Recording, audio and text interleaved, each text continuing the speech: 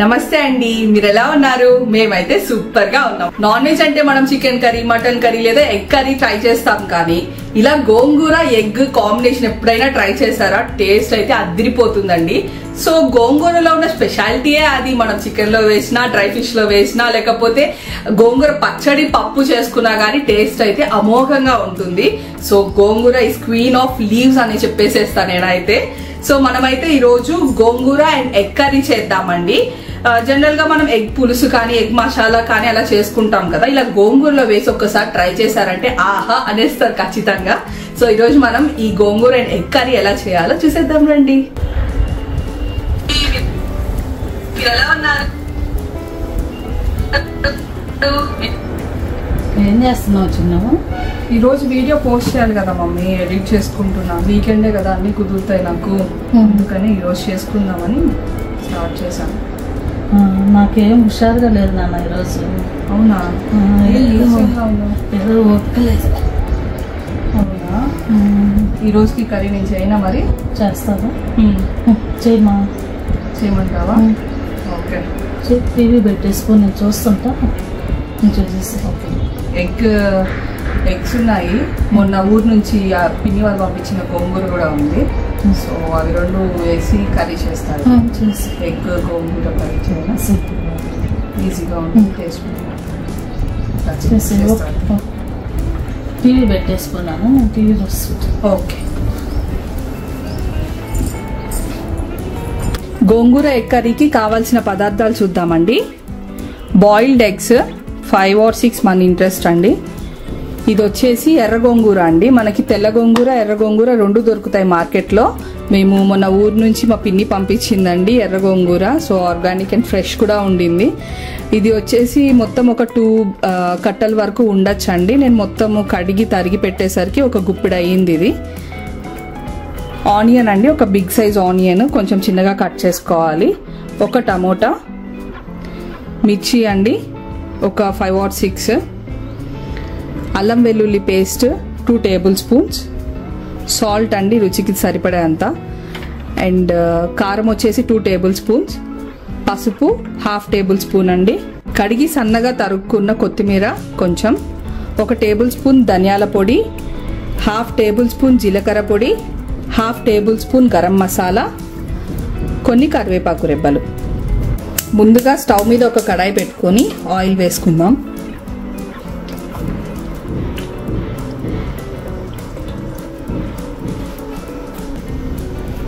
Oil heat అయిందండి. ఇప్పుడు onions వేసుకుందాం.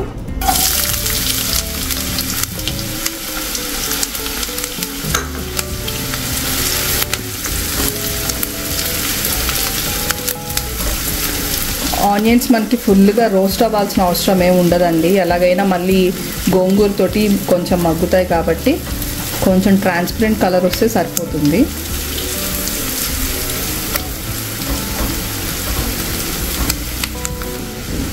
కొంచెం ట్రాన్స్పరెంట్ కలర్లో అయ్యాయి కదండి. ఇప్పుడు అల్లం వెల్లుల్లి పేస్ట్ వేద్దాము. అల్లం వెల్లుల్లి పేస్ట్ తోటి మగ్గితే ఇంకా బాగుంటాయండి ఆనియన్స్.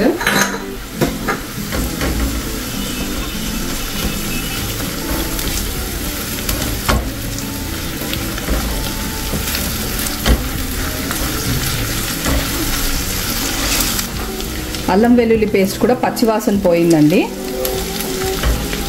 ఇప్పుడు తరిగి పెట్టుకున్న మిర్చి అలాగే టొమాటోస్ కూడా వేసి బాగా మగ్గనిద్దాం. జనరల్గా మనం గోంగూర వేస్తున్నామంటే టమాటో కొంతమంది ప్రిఫర్ చేయరండి. కాకపోతే మనం ఇక్కడ మిర్చి కారం వేస్తున్నాము అండ్ సపరేట్గా కూడా కారం వేస్తున్నాం కాబట్టి అంత పుల్లగా అయితే ఉండదండి. మసాలాస్ ఇవన్నీ వేస్తున్నాం కాబట్టి టమోటా కూడా వేసుకుంటే మనకి గ్రేవీ అనేది బాగా వచ్చి కర్రీ కూడా బాగా ఉంటుంది టేస్ట్గా. సో నేనైతే టమోటా వేస్తాను ఖచ్చితంగా ఇలాంటి కర్రీస్లో. దీన్ని మూత పెట్టి కొంచెంసేపు మగ్గనిద్దాము.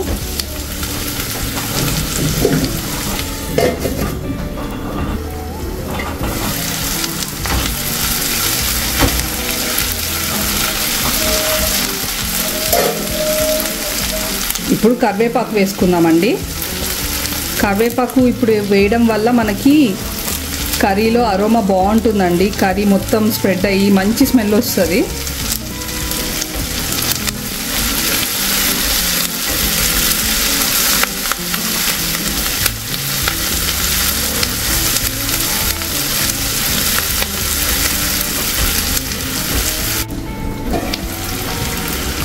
ఇప్పుడు పసుపు వేసుకుందామండి. అలాగే రుచికి సరిపడేంత ఉప్పు కూడా వేసుకుందాం. ఉప్పు కొంచెం వేసుకుంటే మళ్ళీ ఒకవేళ టేస్ట్ సరిపోకపోతే ఉప్పు మళ్ళీ వేసుకోవచ్చండి. సో ఇప్పుడు ఉప్పు చూసుకొని వేసుకోవాలి.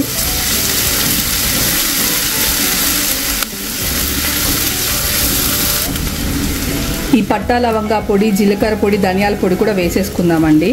ఇవన్నీ రోస్ట్ చేసి పౌడర్ చేసి పెట్టుకుంటాం మేము. సో దట్ వంట చేసేటప్పుడు త్వరగా చేసుకోవచ్చు, టైం ఎక్కువ తీసుకోకుండా అని. స్టోర్ చేసుకుంటే ఉంటాయండి గ్లాస్ జార్స్లో బాగానే.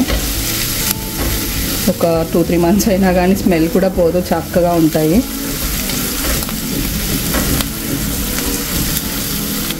చూసారు కదండి, ఆయిల్ చక్కగా విడిపోతుంది మనకి కడాయిలో నుంచి. ఇప్పుడు కారం వేసుకుందామండి. 2 tablespoons కారం.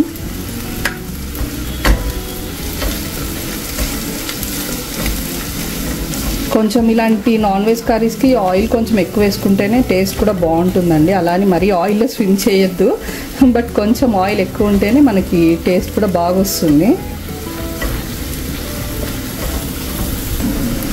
ఇప్పుడు లాస్ట్గా మనం కట్ చేసి పెట్టుకున్న గోంగూర వేసుకుందామండి. గోంగూరలో ఇసుక ఎక్కువ ఉంటుంది కాబట్టి కొంచెం ఎక్కువ టైం తీసుకొని శ్రద్ధగా క్లీన్ చేసుకోవాలి, లేకపోతే కర్రీ ఇసుకగా ఉంటుంది. మనం గోంగూరలో పులుపు తగ్గడానికి మనం పచ్చి కారం వేసామండి. అలాగే మనం మిర్చి కూడా వేసాం కాబట్టి మనకంత పులుపు కూడా ఉండదు. గోంగూర ఎండు చేపలు వేసి అండ్ గోంగూర ఎండు రొయ్యలు, చికెన్ తోటి అన్నీ చేస్తున్నామండి. ఆల్రెడీ మన ఛానల్లో అప్లోడ్ చేస్తున్నాం. ఇప్పటి వరకు చూడకపోతే ఖచ్చితంగా చూసేసేయండి. గోంగూర పచ్చడి ఎలా చేయాలో కూడా చేస్తున్నాము.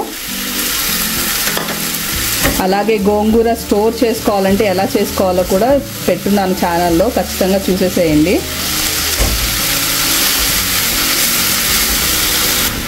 గోంగూరని మనం దేంట్లో వేసినా కానీ టేస్ట్ అయితే అదిరిపోతుందండి. అది నాన్ వెజ్ అయినా కానివ్వండి, గోంగూర పచ్చడి అయితే అవ్వనివ్వండి, టేస్ట్ అయితే మాత్రం అదిరిపోతుంది. అందుకనే గోంగూరని మనం ఆంధ్రమాత అని అంటారు.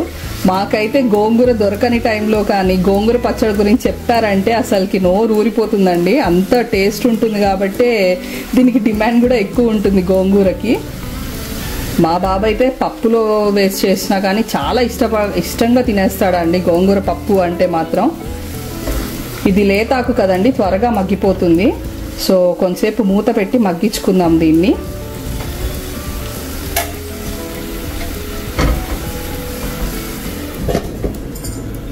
ఈ గోంగూర మగ్గేలోపు మనము ఉడకపెట్టి పెట్టుకున్నాం కదండి ఎగ్స్, వీటన్నిటిని కొంచెం ఫ్రై చేద్దాము. స్లైట్గా గోల్డెన్ ఫ్రై చేసి కనుక వేసామంటే మనకి టేస్ట్ కూడా సూపర్గా ఉంటుంది.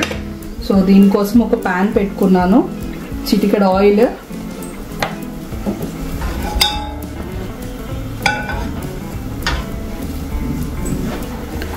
ఆయిల్ వేడైందండి. ఇప్పుడు చిటికెడంత పసుపు అండి, ఇది టిప్ అనుకోవచ్చు.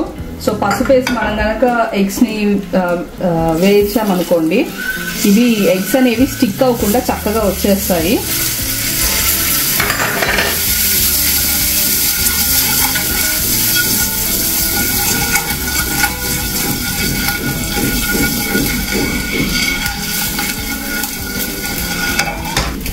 నేనైతే ఇక్కడ నాన్ స్టిక్ ప్యాన్ తీసుకున్నానండి. నాన్ స్టిక్ కాకుండా నార్మల్ కడాయి అయినా కానీ పసుపు వేసి చేసామనుకోండి మనకి ఎగ్స్ అతుక్కోకుండా వస్తాయి. అలాగే ఎగ్తో చేసే ఏ కర్రీ అయినా కానీ ముందుగా ఇలా కొంచెం రోస్ట్ చేసుకున్నాం అనుకోండి టేస్ట్ చాలా బాగుంటుంది. మనం ఎగ్ తినేటప్పుడు ఏదో బాయిల్డ్ ఎగ్ తిన్న ఫీలింగ్ రాకుండా కర్రీలో బాగా ఇండి బాగా వస్తుంది, టేస్ట్ కూడా బాగా మగ్గిపోతుందండి. కొంచెం గట్టి పడుతుంది అనుకుంటే కొంచెం వాటర్ వేసుకున్నా కానీ మనకి బాగా మగ్గిపోతుందండి గోంగూర. ఇంకొంచెం సేపు మగ్గనిద్దాము. ఈ లోపల మమ్మీకి రెస్ట్ ఇచ్చాం కదా, ఏం చేస్తుందో చూద్దాం రండి. ఆహా, బాలసుబ్రహ్మణ్యం గారి సాంగ్స్ వింటూ ఎంజాయ్ చేస్తున్నావు మమ్మీ. విను విను, ఎక్కువసేపు చూపించామంటే మళ్ళీ కాపీరైట్ వచ్చేస్తుంది మనకి. బాయ్. గోంగూర బాగా మగ్గిపోయింది కదండి. మనం ఎగ్స్ వేపుకున్నాం కదండి, వాటిని ఇలా కనుక స్లిట్ చేసామనుకోండి, కొంచెం అన్ని సైడ్స్ కనుక కొంచెం చిన్న చిన్న ఘాట్లు నైఫ్ తీసుకొని పెట్టామనుకోండి, మనకి ఎగ్స్ ఈ కర్రీతో ఉడికేటప్పటికి మనకి దాంట్లో ఉన్న పులుపు కానీ కర్రీలో ఉన్న మసాలాలన్నీ మనకి చక్కగా ఎగ్లోకి కూడా పడతాయి. సో ఇప్పుడు ఎగ్స్ వేస్తాం కదండి, ముందుగా తరిగి పెట్టుకున్న కొత్తిమీర కూడా వేసేసి ఒక 1 minute మనం వీటిని ఎగ్స్తో పాటు మగ్గనిద్దాము.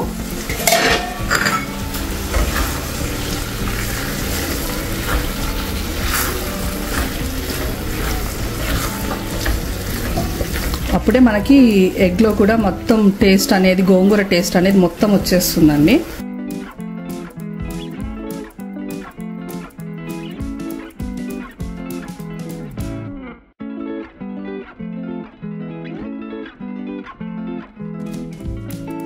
గోంగూర ఎగ్ కర్రీ తయారైపోయిందండి.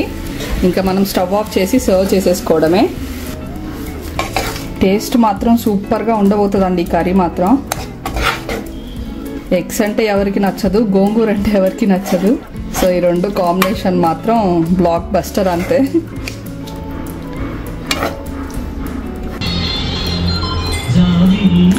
మమ్మీ కొంచెం మ్యూట్ చేయవా?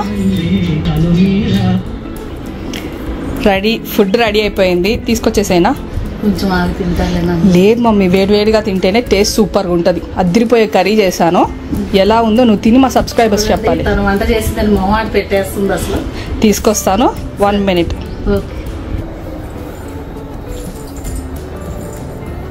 ఓకే, అయిపోయింది. ఓకే, ఫస్ట్ పొడులదేనా ఏమైనా? నువ్వుల పొడి అండి, గీవేనా? వద్దు, థ్యాంక్ యూ.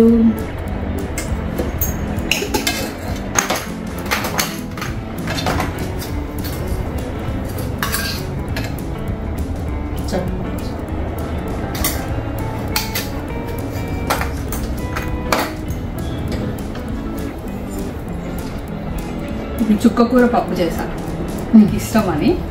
ఇది కూడా టేస్ట్ చేసి ఎలా ఉండొచ్చు. ఫస్ట్ ఎగ్ ఇంకా గోంగూర పచ్చడి, గోంగూర కర్రీ ట్రై చేయి, ఫ్రెష్గా చేసా కదా. చూసారు కదండి, ఇంత అదృష్టం ఎవరికైనా ఉంటుందా? కొంచెం హుషారు లేదమ్మా అంటే చక్కగా చేసుకొచ్చేసింది మా అమ్మాయి. టేస్ట్ చూసి ఎలా ఉందో చెప్పు వాళ్ళకి ఫస్ట్.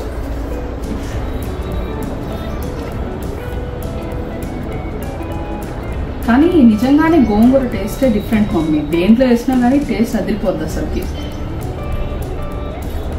చాలా బాగుంది అక్కడ చెప్పు. సూపర్ ఉందండి, కర్రీ మాత్రం చాలా బాగుంది, చాలా బాగా చేసింది. చూసారు కదండి, మా రత్నారావు గారే దీన్ని అప్రూవ్ చేశారంటే టేస్ట్ మాత్రం సూపర్గా ఉన్నట్టే. ఇంకా లేట్ ఎందుకు, మీరు కూడా ఖచ్చితంగా ట్రై చేసేసేయండి. అండ్ ఈ వీడియో మీకు ఎలా అనిపించిందో నాకు కామెంట్స్ లో చెప్పండి. ఇంకా ఏమన్నా కొత్త రెసిపీస్ ట్రై చేయాలనుకుంటే నాకు ఒక్కసారి చెప్పేసేయండి కామెంట్స్ లో, నేను అవి కూడా వీడియో షూట్ చేసి పెట్టేస్తాను. Thanks a lot for watching.